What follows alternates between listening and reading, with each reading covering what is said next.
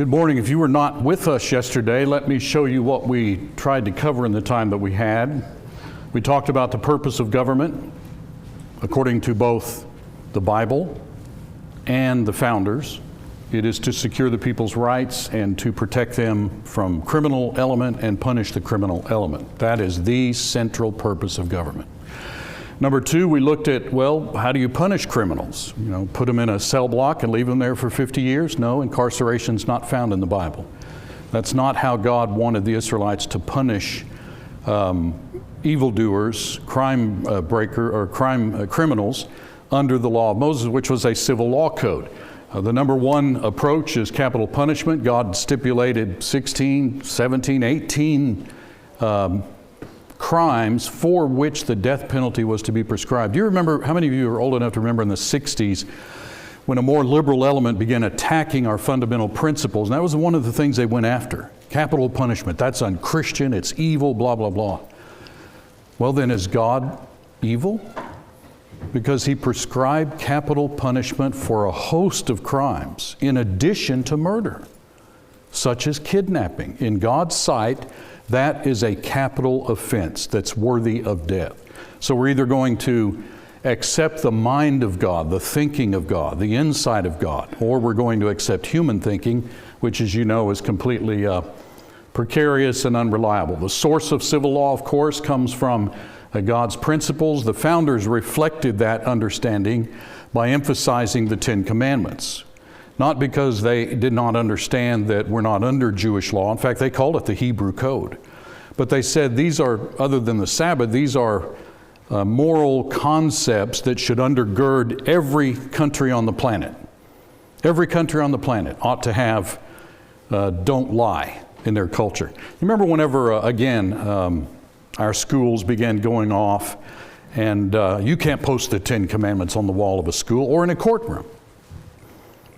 Okay, so you don't want to put on the wall in every kid's classroom in America, kids, don't lie. Don't steal. Oh, yeah, we can't have that. That's racist. You know, everything's racist now. That's racist. The other things that we covered yesterday, what are unalienable rights? It's just a fancy term for the elements of human nature that God embedded within us that we possess by divine design, and those are not to be trampled on or infringed upon by government in particular or anyone else.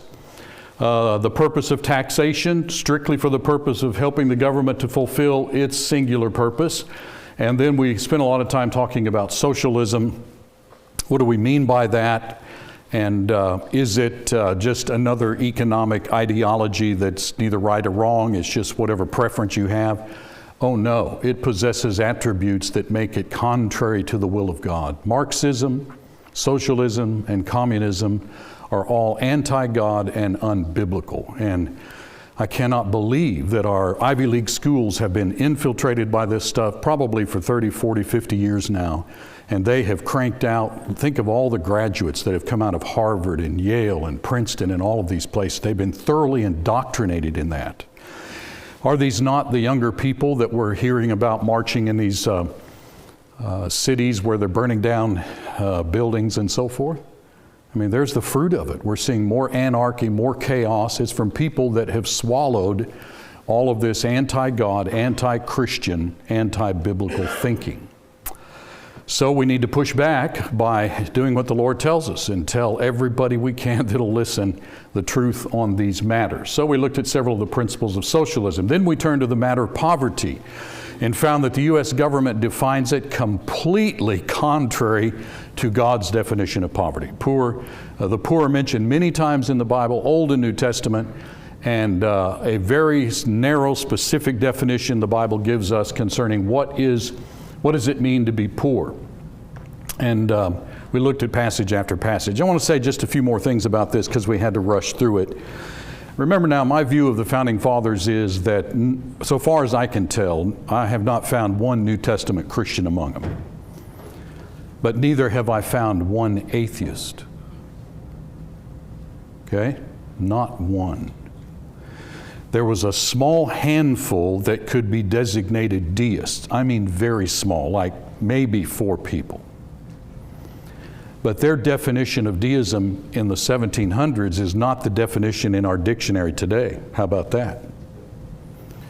They believed in God. Thomas Paine believed in God.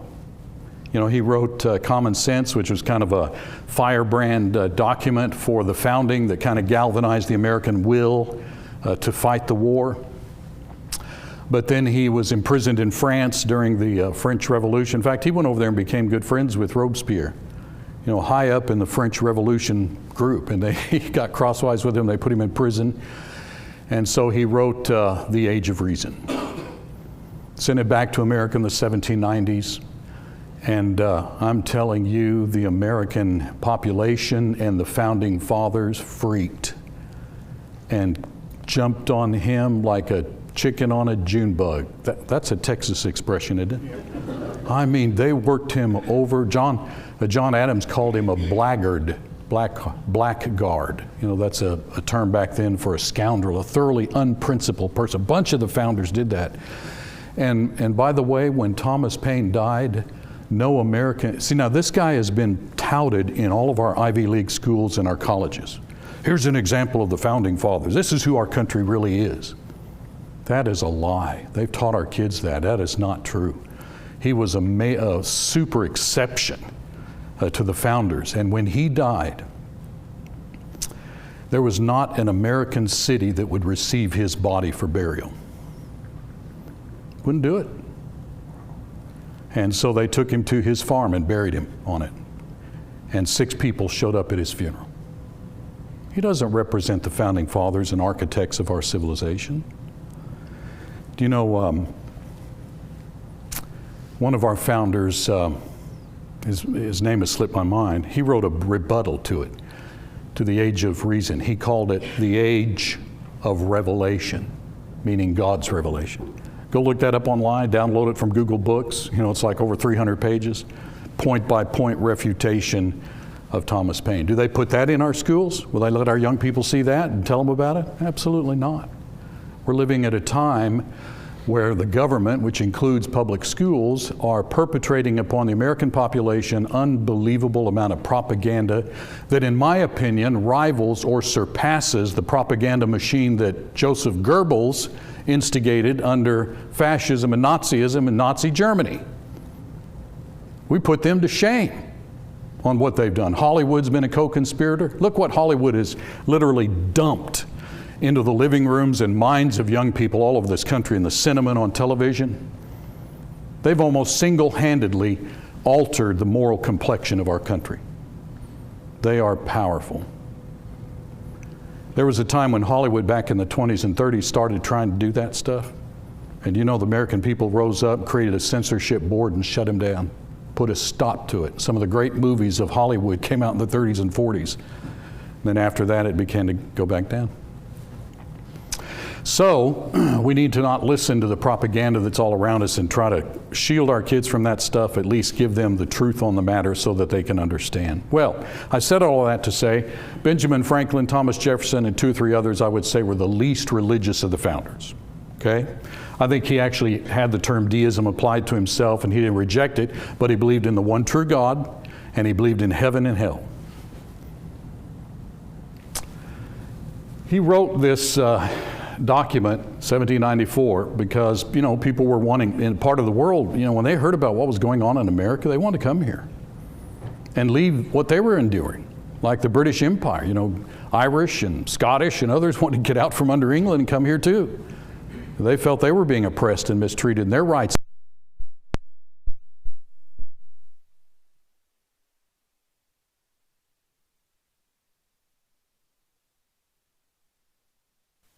A lot of Americans today don't seem to go, we just need to accept them, you know, they're in a bad situation, we want them to come here. Well, I understand the sentiment, but you want them to come here and create what they created there? What do you think is going to happen? They're not being assimilated the way the founders intended for them to be. No Christian is against immigration. We'll talk about that more in our next session or this afternoon. Look what he says, the almost general mediocrity of fortune, meaning there's not a lot of really rich people like there was in England, the nobility. There's not a lot of really poor people. That obliges its people to follow some business for subsistence. That is, everybody's got to work. You come to this country, the sky's the limit on what you can accomplish and gather and achieve, but you've got to work. That was their attitude. Those vices then that arise usually from idleness are in a great measure prevented. Industry and constant employment are great preservatives of the morals and virtue of a nation. Do you believe that? Are parents still teaching their children? You can't lounge around all day playing video games and talking on the phone. You've got to do something that is useful with your time and your life. See, these values are leaving our culture, and parents are co-conspirators in it. So bad examples to youth are more rare in America, which must be a comfortable consideration to parents. To this may be truly added that serious religion, he's talking about Christianity, under its various denominations, is not only tolerated, but respected and practiced. Look at this. Atheism is unknown there. Infidelity rare and secret, so that persons may live to a great age in that country without having their piety shocked by meeting with either an atheist or an infidel. Is that true today? Atheists control many of the schools of our country. But they're not undercover. They're not quiet about it. They ridicule it and ridicule Christianity and all of that right in front of the kids all over this country. Probably at least 3 generations been raised with that in public schools. You don't think that's had an incredible impact? The divine being seems to have manifested his approval of the mutual forbearance and kindness with which the different sects treat each other, the denominations, by the remarkable property with which he has been pleased to favor the whole country. John Witherspoon, another founding father, signer of the Declaration, I exhort all who are not called to go into the field. Now notice he's writing this right here as things are heating up. A war has already commenced with England. They haven't declared independence yet, but it's just about to happen. All right, if you're not going out there to fight on the battlefield, you need to apply yourself with the utmost diligence to works of industry. It is in your power by this means not only to supply the necessities, but to add to the strength of your country. Habits of industry prevailing in a society not only increase its wealth as their immediate effect, but they prevent the introduction of many vices and are intimately connected with sobriety and good morals. Idleness is the mother or nurse of almost every vice. Think about that. The wealthier a country gets, the less people have to work. And so the more they want to play, and the more they get into mischievousness. That's not good. And want, where you lack, which is its inseparable companion, urges men on to the most abandoned and destructive course. Is crime higher now than it's ever been in American culture, or less so? Across the board, the stats show, if you could go back 60 years and look at the crime rates, you would be shocked. Take, for example, divorce. Prior to 1963, divorce occurred, but it was rare. It was viewed by society as something to be, shunned and to, it was not good. And so it was relegated to a position of not being considered appropriate behavior. Now, where are we now on that? And you can look at just about every category you want to look at, and it's the same. Industry, work, is a moral duty of the greatest moment, absolutely necessary to national prosperity and the sure way of obtaining the blessing of God. So, according to these founders, getting all citizens working reduces crime. It is a moral duty. It's necessary to national prosperity, and it's necessary to receive the blessing and approval of God. Basic truth, undeniable. You can't refute these concepts. And the keys, these are the solutions to America's woes and ills. In his home state of Virginia, again, this is all free stuff you can download online. In his notes on the state of Virginia, he tells us how the poor were handled in the colonies at the beginning of our country. So wouldn't you want to look into that and see if we're handling it right and how it worked for them? It's astounding. The poor, unable to support themselves, are maintained by an assessment on the tithable persons in their parish. This assessment is levied and administered by 12 persons in each parish, called vestrymen, originally chosen by the housekeepers of the parish, but afterwards filling vacancies in their own body by their own choice. These are usually the most discreet farmers, so distributed through their parish, their county, that every part of it may be under the immediate eye of some one of them. They are well acquainted with the details and economy of private life. They find sufficient inducements to execute their charge well in their philanthropy, in the approbation of their neighbors, and the distinction which that gives them. So they're well respected. People look to them to help sort out these matters. The poor, who have neither property, friends, nor strength to labor, are boarded in the houses of good farmers, to whom a stipulated sum is annually paid. To those who, now this is how the people you see are handling it. No government, these are the people in the community handling it. To those who are able to help themselves a little, or have friends from whom they derive some succors, inadequate, however, to their full maintenance, supplementary aids are given which enable them to live comfortably in their own houses or in the houses of their friends. Vagabonds, here is the definition of that. This came out in a bill for support of the poor in 1779. All able-bodied persons not having wherewithal to maintain themselves, who shall waste their time in idle and dissolute courses, or shall loiter or wander abroad, refusing to work for reasonable wages, or to betake themselves to some honest and lawful calling, or who shall desert wives or children, without so providing for them as that they shall not become chargeable to a county. We label them vagabonds. Vagabonds without visible property or vocation are placed in workhouses, where they are well clothed, fed, lodged, and made to labor. Nearly the same method of providing for the poor prevails throughout all our states. Sure looks wise to me. Not only have we completely abandoned sanity on this, we are literally just sending people money and they don't have to do anything. A teacher, remember the church that teaches in the school district up in northwest Alabama. One day she asked the children, "What do you plan on doing with your life? What are you going to be when you grow up?" And the kids looked at her like they didn't understand what she was asking. Well, aren't you going to pursue a profession? Is there a subject you're interested in and you want to do that? And one kid said, "Well, we get a check from the government every month. We don't have to do anything." See, those children have already been damaged in their thinking. And let me suggest to you that's ungodly. The government that spawned that is an ungodly government. They don't know the God of the Bible. And they think they're being loving and compassionate when they're actually harming people, destroying self-esteem and initiative, all of which God has always expected for people to pursue. From Savannah to Portsmouth, you will seldom meet a beggar. I don't have to go 3 blocks from my house, and I encounter one. In the larger towns, indeed, they sometimes present themselves. These are usually foreigners who have never obtained a settlement in any parish. I never yet saw a Native American, he's not talking about an Indian, he's talking about somebody born here that's from America, begging in the streets or highway. You hardly would ever see that in America. A subsistence is easily gained here, and if by misfortunes, notice subsistence, meaning if you'll go to work, you can get along here, you can get ahead. That hadn't changed.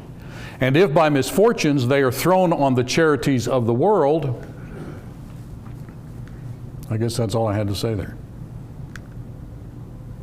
Well, you need to get that and read the rest of it. It's pretty good stuff. Let me summarize it though. This is a good book, Thomas West's Vindicating the Founders. Federal government, not involved in any of this. Welfare confined to local community government in addition to charities and churches, so that administrators of the program would know the actual situations of the persons who asked for help. That prevented abuse and freeloading. Friendship and neighborliness animated the relationship between givers and recipients. These were Christian peoples in America.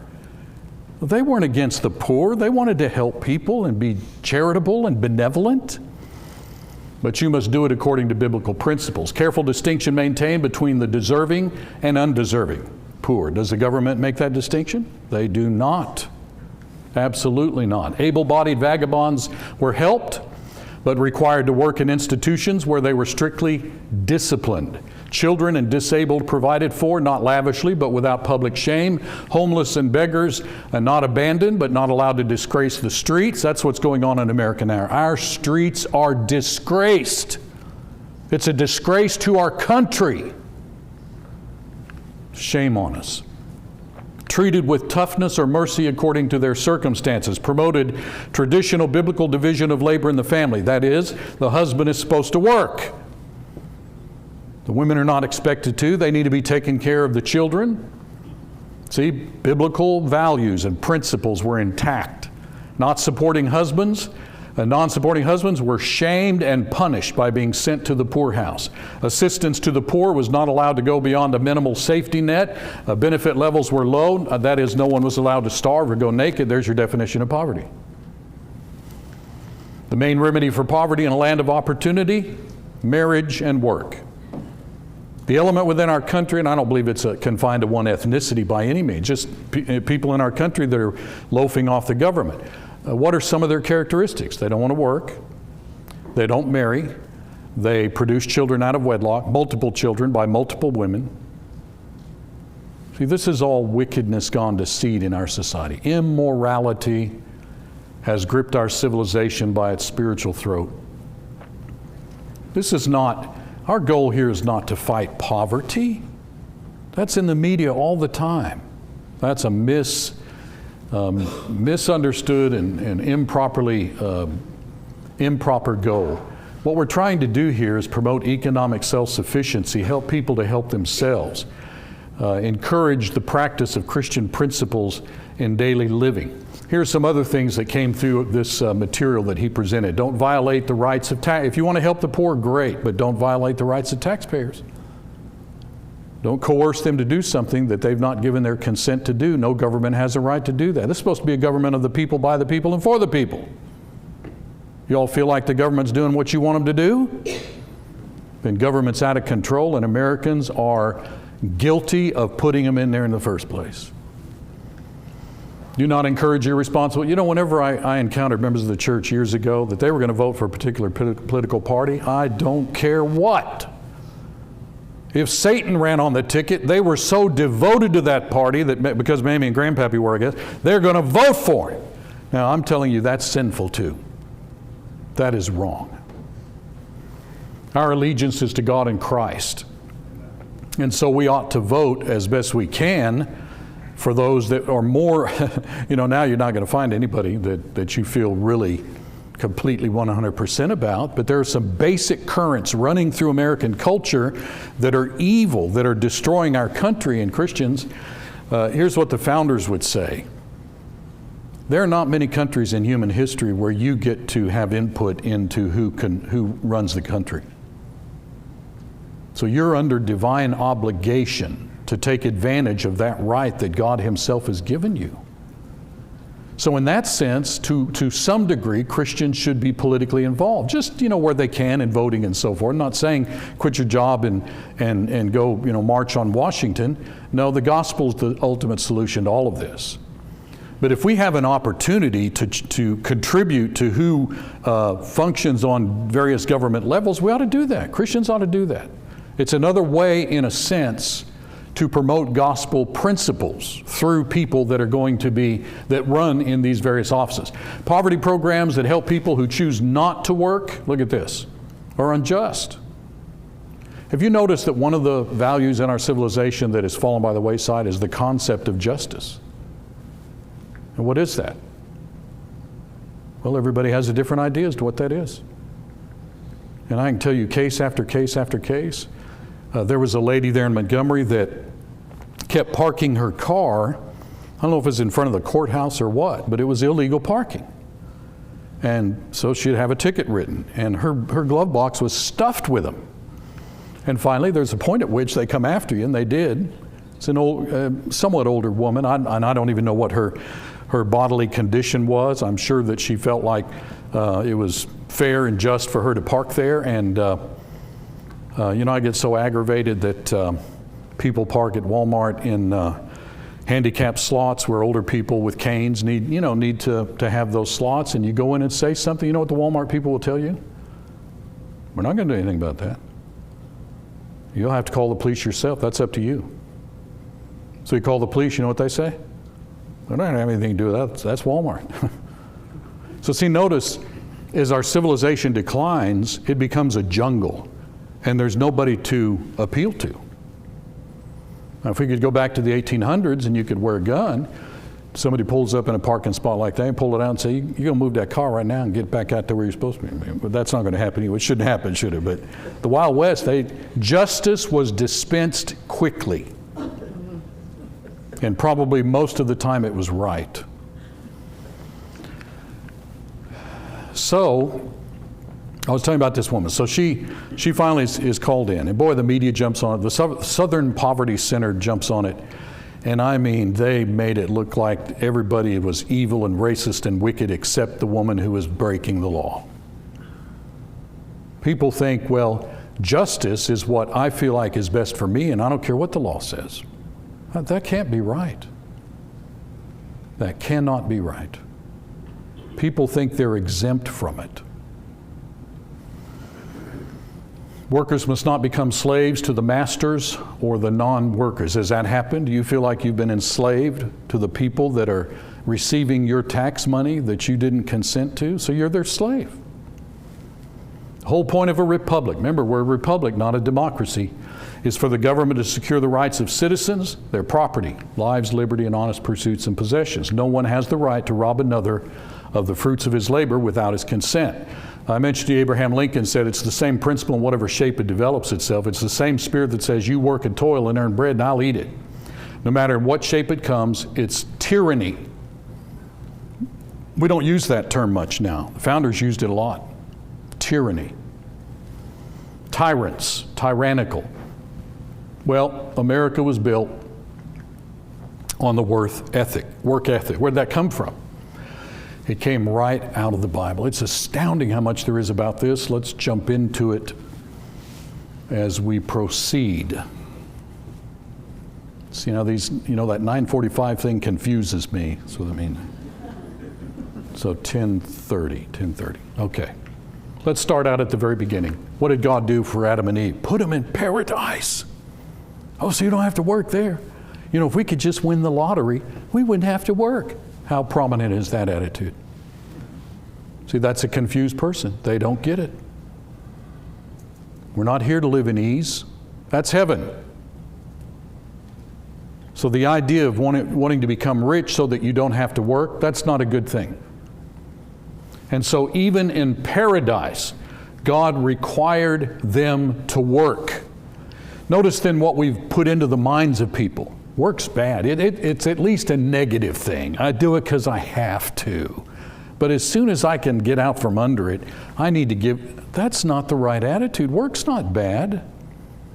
God created the human spirit in such a way that there are things that are very good for us, and that's one of them. Kids don't get that. They don't want to go work. They want to sit there and play with a game. But you know enough about maturity and adolescence and so forth to know they don't know what's best for them. So back in the day, some of you are old enough to remember parents making you go out and paint fences, like Tom Sawyer had to do, or go out and pull weeds. I lived in Phoenix. There were a lot of weeds around the cactus. Well, I'm thinking, what is the point of this? And of course, parents are mean to do this to me. But children have to develop through that and learn. I remember my mother made me, eat my vegetables that I didn't like. Liver, she read an article about beef liver helping your blood iron or something. And I'm telling you, she couldn't make it. If there was a way to make beef liver where it tastes good, I doubt that, but she sure couldn't. And whenever a kid says, well, I don't like that, I hear kids say that all the time. And parents basically say, okay, you'll have to eat it. Here's some candy.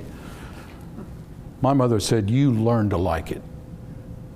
Now that was a pithy little wisdom insight that really applies to a lot of life. There is so much about a physical life that is not pleasant and that's certainly inconvenient. But you learn to get your attitude right, and you go with it, and you do things that you don't necessarily immediately like to do because they don't fit my pleasure. They don't stimulate my desire for enjoyment. See, that's a physically oriented life rather than a spiritually oriented life. Why are most Americans not coming to services today all over our country? More than 60% of Americans aren't even going to be in church. Why? Well, there may be multiple reasons, but probably if you could really get down to it in their heart, I don't want to go sit there and listen, well, I'll go to a church where they have a praise team and a band and I can wave my arms and all. Maybe I'll do that because that's like going to a concert. See, that's entertainment. Shame, shame. They've never cultivated their spiritual appetites to where they understand what life's about. And parents have an obligation to cultivate their children's spiritual appetites before it's too late. I know many parents, they're bewildered when their kids walk away, when they get old enough to do what they want to do, and they abandon it. And I'm not saying that's the only reason why they do that, because all adults have to make their own decisions. My brother left the church in the 60s, and whatever mistakes my parents made, for which they could be forgiven, he's still an adult. His homosexual son is an adult. They can make the right decisions if they wanted to. And they can't stand before God at the end and say, my parents really didn't do that good a job raising me. What do you think God's going to say to that? I think He's going to say, they're in line back there. I'll deal with them. We're talking about you now. What decisions did you make? If the Bible teaches anything, it teaches personal accountability. We are responsible for our own behavior, and we can't point the finger and blame everybody else. Work is not bad. It is God ordained. Moving to chapter 3, in the sweat of your face you will eat bread till you return to the ground, for out of it you were taken. And so God put them in a garden, and there they were to till the ground. Work is not bad. God wasn't punishing them or mistreating them in some way. This is good. And then you move in, that's a patriarchal period, isn't it? You move into the law of Moses. Remember the Sabbath, to keep it holy. 6 days you shall labor and do all of your work. Have you ever read that verse that way? He's not simply saying don't work on Saturday. He's saying you need to be working in life, daily.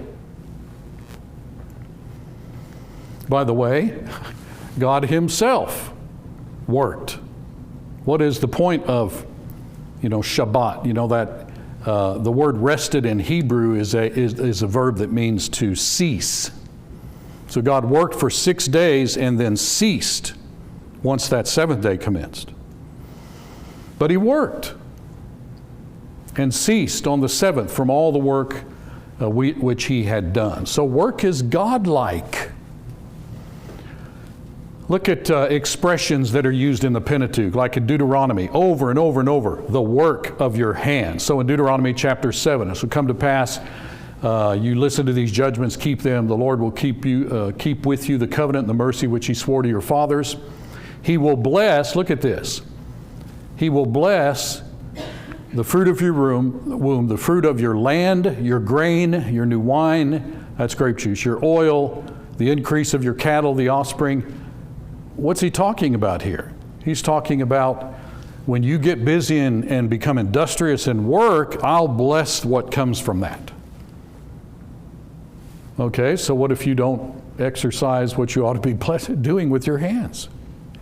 Do you remember even in the book of Job, God had this conversation with Satan, and Satan says, well, what do you expect? You've blessed the work of his hands. The work of his hands means that Job was active and busy and industrious. So how can God bless a man's work if he's not doing it? If he's idle? He cannot. By the way, I think that's where this old saying, God helps those who help themselves, I think that's what that's getting at. You've got to get up and get busy and work, and God will be with you and bless you. So those who look to the government, stand on street corners, beg, make the rounds at churches over and over, that's kind of their life. Probably if you confronted them about that, they'd say, well, that is work. That's what I'm doing. When I stand out there in the hot sun and beg, that's work. That is not the work that the Bible speaks of. That's not a legitimate response. Notice, they will remain in that dependent. I don't mean to be unkind. I'm trying to describe exactly what I think the Bible teaches. This is a degraded condition. And you'll stay in it until you get busy and take steps to make oneself self-sufficient. And that takes hard work, sacrifice, being willing to work. See, there's the problem. Oh, I don't want to do that. That takes too much effort. Okay, that's honesty. That's honesty. But face it. All right, moving to the New Testament, 1 Thessalonians chapter 4. We urge you, brethren, that you increase more and more. You aspire to lead a quiet life, to mind your own business, and to work with your hands as we commanded you, that you may walk properly toward those who are outside. Look at that. If you're not working, you're not setting a good example to people outside watching your life. See, these are principles in Scripture that are just completely lost on our culture and our civilization. And look at this. Here's other renderings of this phrase. So that your daily life may win the respect of outsiders. God wants Christians to set an example in such a way that people will notice, you know, these people are different. They're Christians, and I respect them. But look at this statement. Open your Bible and look at your translation. I had to spend some time on this one. I'm not endorsing all of these versions, but trying to get at the meaning here of the original text, what the Holy Spirit is saying, that you may lack nothing. The NIV renders that so that you will not be dependent on anybody. The RSV has be dependent on nobody. The ESV has be dependent on no one.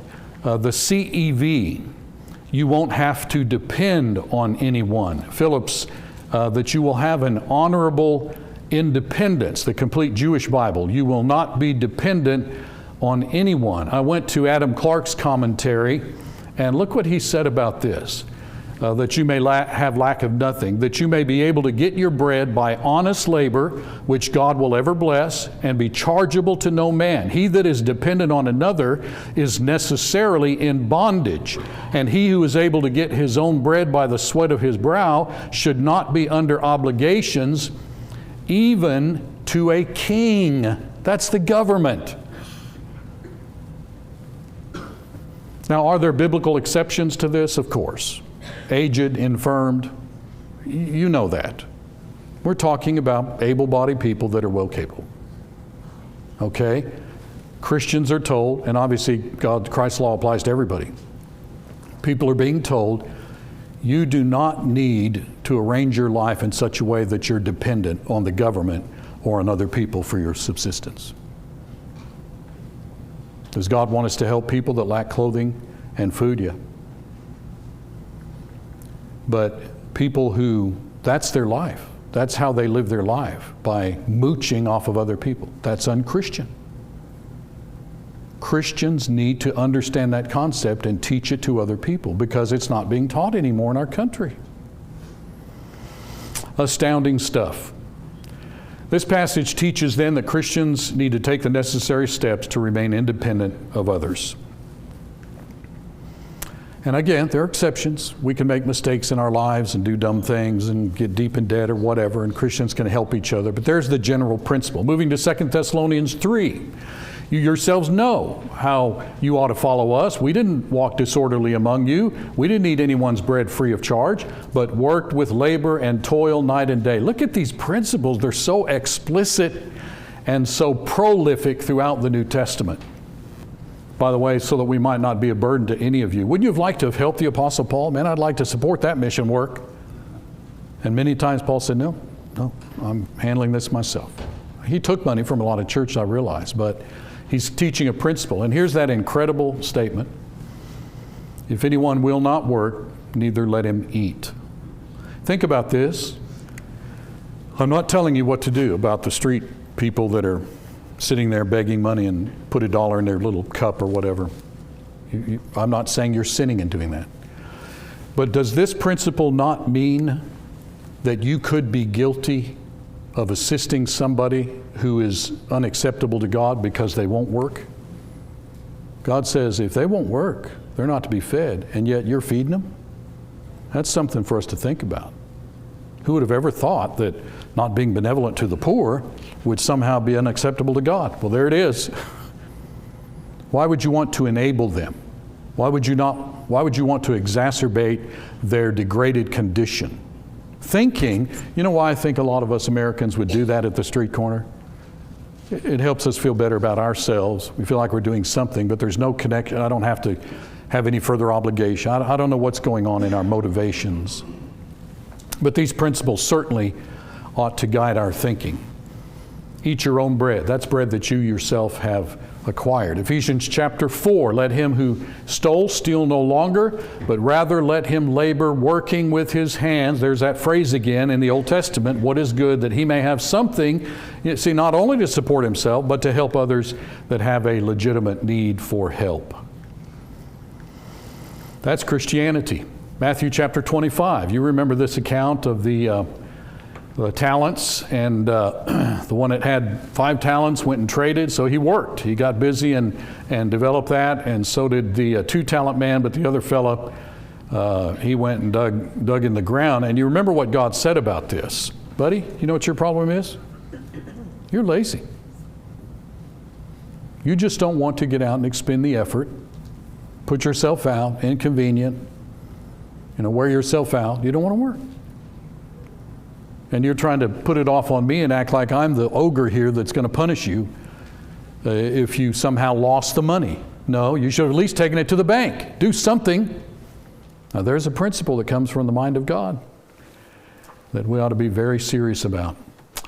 Dwight D. Eisenhower, remember he was the commander-in-chief of all Allied forces of the European theater during World War II. Then went on to become our president, I think, in 1953, the year I was born. Pretty impressive fellow from Texas. Sherman, I think, what's right next, Denison? Is that right next to, I think that's where he was from. I think his house is there.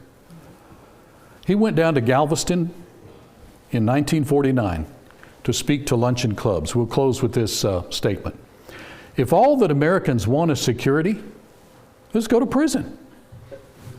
You'll have plenty to eat, you'll have a bed, you'll have a roof over your head. Come on. Is that what you want for life? But if an American wants to preserve his dignity and his equality as a human being, don't bow to your neck to any dictatorial government. Don't give in to all of this government freeloading that is being promoted and encouraged by the government itself. Not good. The work ethic came from God. It's been the backbone of American industry and ingenuity. National survival depends upon it, and I'm convinced that our Christianity depends on it too.